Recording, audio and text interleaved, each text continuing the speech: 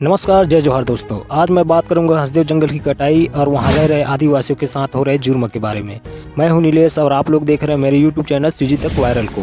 तो चलिए दोस्तों, वीडियो में आगे बढ़ते हैं। जैसा कि आप लोगों को पता है एकता में कितनी पावर होती है। हिट एंड रन केस काले कानून के विरोध में ड्राइवरों ने सरकार को झुकने पर मजबूर कर दिया था। जब हम सभी लोग एकता में रहकर सरकार हिला सकते हैं तो प्रकृति को बचाने के लिए एक साथ नजर क्यों नहीं आते। जो चीज क्षण भंगुर मात्र है, रुपया पैसा, आज हम सभी उसके लिए एक साथ नजर आ रहे हैं। लेकिन जो चीज हमारी जिंदगी के लिए महत्वपूर्ण है, हमारे आने वाले फ्यूचर, हमारे आने वाले नई पीढ़ी के फ्यूचर के लिए महत्वपूर्ण है, उसके लिए क्या बचा कर रख पाएंगे। हमारे अपने नई पीढ़ियां हमें कोसेंगे, इसलिए हम सभी इसे नजरअंदाज नहीं कर सकते। जंगल है तो प्रकृति है। आज हंसदेव के जंगल चीख चीख कर कह रहा होगा, अगर आज तुम लोगों ने मुझे नहीं बचाया तो भविष्य में तिल तिल कर मारे जाओगे। तब पछतावा करने से कोई मतलब नहीं होगा। जिस तरह काले कानून के विरोध में हम सभी ने एकता दिखाए हैं, उसी तरह हंसदेव के जंगल को बचाने के लिए हम सभी को एकता दिखाना होगा। आज हमारे एक छोटी सी प्रयास से प्रकृति को बचाया जा सकता है। हंसदेव के जंगल को कटने से रोक सकते हैं। अगर आज हम लोग चुप रहे तो इन सब का जिम्मेदार हम सब लोग होंगे। देखो दोस्तों, छत्तीसगढ़ में कहावत फेमस है, जल, जंगल और जमीन। ये तीनों हर इंसान के जीवन का हिस्सा है। हर इंसान की जिंदगी में किसी न किसी तरह की छोटी बड़ी समस्या आती रहती है और हर समस्या का समाधान भी रहता है। बट समस्या का समाधान होने के बाद भी वही समस्या कई गुना बढ़कर हमारी जिंदगी में दस्तक दे तो जाहिर सी बात है, इंसान पहले से ज़्यादा और आक्रामक हो जाएगा या फिर पहले से ज़्यादा टूट जाएगा। हाँ दोस्तों, मैं बात कर रहा हूँ छत्तीसगढ़ के फेफड़ा कहे जाने वाले हंसदेव जंगल के बारे में। जब पहली बार इस जंगल की कटाई किया गया था, तब यहाँ के लोगों ने जैसे तैसे करके सरकार के खिलाफ विरोध प्रदर्शन करके इसे बंद करवाया था। लेकिन इस बार दोगुनी तरीके से इसकी कटाई किया जा रहा है। कोई भी इसे रोकने के लिए आगे नहीं आ रहा है। यहाँ तक प्रशासन भी कोई भी जंगल को बचाने के लिए आगे नहीं आ रहा है। हंसदेव के जंगल जो एक खूबसूरत जंगल ही नहीं, प्रकृति की दी हुई एक नायाब तोहफा है, जिसे मानव जीवन की उन्नति में महत्वपूर्ण भूमिका अदा करती है। बट वो कहते हैं ना, जो चीज़ सबसे प्यारी लगती है उसी को सबसे पहले नज़र भी लगती है। हंसदेव के जंगल भी कुछ ऐसा ही है। जितना खूबसूरत ये जंगल है, उससे ज़्यादा इस पर नज़र लगाने वाले लोग भी हैं। हंसदेव का यह जंगल छत्तीसगढ़ के सबसे बड़े जंगल के रूप में माना जाता है, जहां से हंसदेव नदी बहता है। ये जो नदी है, हंसदेव नदी, महानदी का सहायक नदी भी है। इस जंगल में मुख्यतः आदिवासी बहुतायत में रहते हैं। वहाँ रहने वाले आदिवासियों के रहन सहन, संस्कृति, घर परिवार, रोजी रोटी, सभी चीज़ें इसी जंगल से जुड़ी हुई है। ये सभी इसी जंगल से अपनी आवश्यकताओं को पूरा करते हैं। साथ ही इस जंगल में लगभग हर प्रकार के जानवर पाए जाते हैं, जैसे कि भालू, बाघ, विलुप्त होती तितलियाँ और भी बहुत सारे जानवर हैं, जैसे कि सबसे ज़्यादा हाथियों की संख्या है।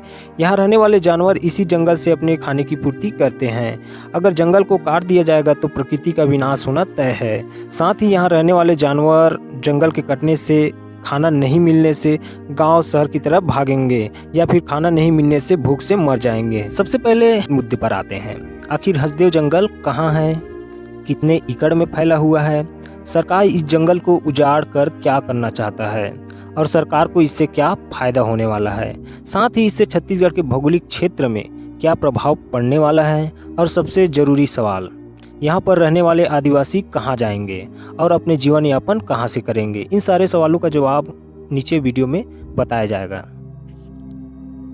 देखो दोस्तों, मैंने पहले भी कहा था, जंगल प्रकृति द्वारा दिया हुआ एक नायाब उपहार है। लेकिन दुख इस बात का है, हम इंसानों ने अपने फायदे के लिए इसे नुकसान पहुँचाना प्रारंभ कर दिया है, जो आने वाले समय में मानव जीवन को नरक से बदतर जीवन जीने के लिए विवश होना पड़ेगा। हाँ दोस्तों, जंगल, जल, जंगल और जमीन, ये तीनों चीज़ें हर मानव जीवन का एक आधार है। बट हम में से कुछ लालची लोगों ने अपने फायदे के लिए इसे नुकसान पहुंचाने से नहीं कतरा रहे हैं। जैसे कि आप लोगों को पता है, हंसदेव की ये जंगल लगभग 1,70,000 हेक्टेयर क्षेत्रफल में फैला हुआ है, जो कोरबा, सरगुजा और सूरजपुर जैसे जिलों तक में फैली हुई है, जो बहुत ज़्यादा बड़ा और खूबसूरत लगती है, जो पर्यटन के लिए सबसे खूबसूरत जंगल मानी जाती है। शायद मुझे लगता है इस जंगल की खूबसूरती ने सरकार को भी आकर्षित कर लिया है, जिसके कारण सरकार ने इस जंगल को उजाड़ना चाहता है। जैसे कि आप लोगों को पता है, हंसदेव खूबसूरत जंगल के साथ साथ इसके गर्भ में कोयले का विशाल भंडार है। यहाँ अगर कोयले का क्षेत्र देखें तो लगभग 1850 वर्ग किलोमीटर में फैला हुआ है, जिसको 23 कोयला ब्लॉक में बांटा गया है। इस जंगल के गर्भ में 5.179 अरब कोयले का भंडार है, जिसको निकालते निकालते कई साल लग जाएंगे। कई सालों तक बिजली की समस्या ही नहीं होगी। बट इसे निकालना जोखिमों से भरा रहता है। इसे निकालने के लिए अत्याधुनिक यंत्रों और खूब सारे पैसों की जरूरत पड़ती है। इसी कोयले को निकालने के लिए कांग्रेस सरकार ने अडानी ग्रुप को इस कोयले को निकालने के लिए दे दिया गया था। लेकिन वहां रहने वाले आदिवासी लोगों को तनिक भी पता नहीं था कोयला खनन के लिए पेड़ों को काटना पड़ेगा करके। जब धीरे धीरे लगभग 500 के आसपास पेड़ों की कटाई किया गया तब लोगों को पता चला और वहां के लोगों ने एक साथ छत्तीसगढ़ में रहने वाले हर क्षेत्र के लोगों द्वारा इसे बंद करने की मुहिम छिड़ गई। लोगों ने पर्यावरण बचाओ अभियान चलाया और सरकार के खिलाफ इस कोयले खनन पर रोक लगाने के लिए छत्तीसगढ़ के हर जगह रैली निकाली गई। इसके बाद कांग्रेस सरकार ने इसे बंद कर दिया। अब देखा जाए तो सबको यही लगने लगा अब जंगल की कटाई तो रुक गई है, अब तो पूरी तरह से रुक गई है, किसी को कोई समस्या ही नहीं है। कोयला खनन के लिए जो पेड़ों को काटा जाना था अब वो भी नहीं होगा, अब पेड़ नहीं कटेगी, एक विश्वास लोगों को अब होने लगा था। जाहिर सी बात है, लेकिन वो कहते हैं ना, ज़्यादा खुशी लोगों को चुभने लगती है। हुआ भी कुछ ऐसा ही। इनकी खुशी महज कुछ समय के लिए ही था। साल 2023 में जब बीजेपी सत्ता में आई तो सबको यही लगने लगा अब प्रदेश की उन्नति साए साए होने वाली है, परंतु लोगों को कहाँ पता था इनका उल्टा होने वाला है। साए साए उन्नति के नाम पर साए साए हसदेव को उजाड़ने का काम किया जाने लगा, बल्कि पहले से ज़्यादा और पेड़ों की कटाई किया गया। वजह फिर से कोयला खनन ओपन करना। लगभग 50,000 पेड़ों की कटाई किया जा चुका है। दुख की बात तो यह है, ये कोयला से खुद के प्रदेश को रोशन करने के बजाय किसी और प्रदेश को रोशन करने के लिए इसका खनन किया जा रहा है। हाँ दोस्तों, इस कोयले को राजस्थान को रोशन करने के लिए भेजा जाना है। देखो दोस्तों, यह प्रकृति का दिया हुआ उपहार है, ना कि इसमें किसी का स्वामित्व है। हम सब यहाँ पर एक किराएदार हैं। हम सभी को मालिक के दिए उपहार का सम्मानपूर्वक ग्रहण करना चाहिए, न कि उससे छीनकर। हाँ, मानता हूँ कोयला निकालने के लिए 2.5 लाख पेड़ों को काटना होगा, लेकिन इससे किसी को कोई फायदा होने वाला नहीं है। केवल यहाँ रहने वाले लोगों को ही भारी कीमत चुकानी पड़ेगी। साथ ही प्रकृति का विनाश का सूचक भी है, जिससे पर्यावरण पर इसका सबसे बुरा प्रभाव पड़ने वाला है, जो आगे चलकर मानव जीवन के विनाश का कारण बनेगा। ऐसे बहुत सारे खाली जगह है जहाँ पर जमीन खाली पड़ी है। इन जगहों पर शासन को वृक्षारोपण करवाना चाहिए। पहले आम जनता की सुरक्षित आय का बारे में ध्यान देना चाहिए। शिक्षा और रोजगार में आने वाली समस्या को ध्यान देना चाहिए। खुद कहते हैं पेड़ लगाओ पर्यावरण बचाओ, अब कहाँ गई ये संदेश? लोगों को गुमराह करने के लिए था?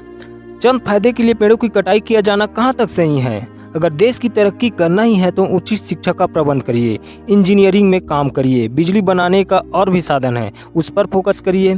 यूँ प्रकृति को उजाड़ कर हम अपने ही पैरों में कुल्हाड़ी मार रहे हैं। तो दोस्तों, यह वीडियो आप लोगों को कैसा लगा प्लीज़ कमेंट कर जरूर बताएं। साथ ही हमारे यूट्यूब चैनल सीजी तक वायरल को सब्सक्राइब करें और यह वीडियो कैसा लगा प्लीज़ लाइक जरूर करिए। धन्यवाद।